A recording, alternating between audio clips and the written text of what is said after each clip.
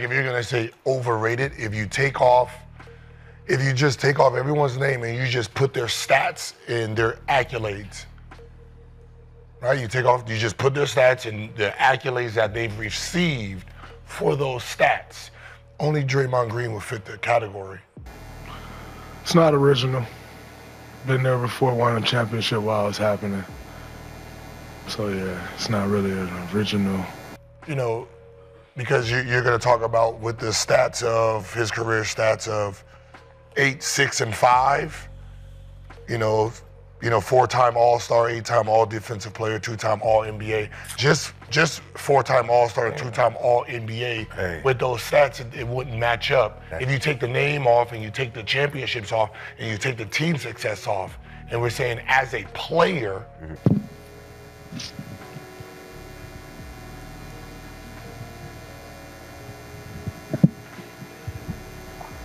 Who's overrated as a player, that means you take away team success. Absolutely. Who are you?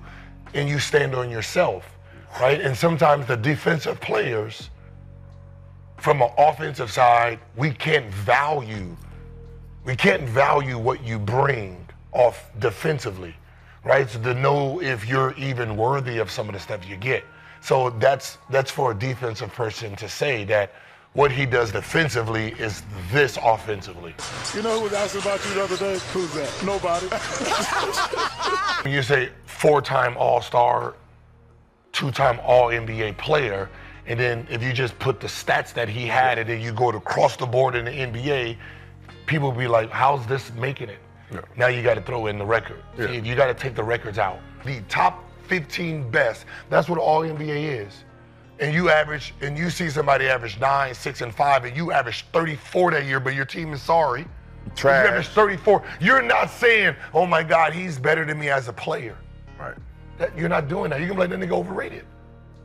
They gave him that because They gave him that I gave you that because his team won. He's given me 0 reasons to not believe anything he says. So I do believe him.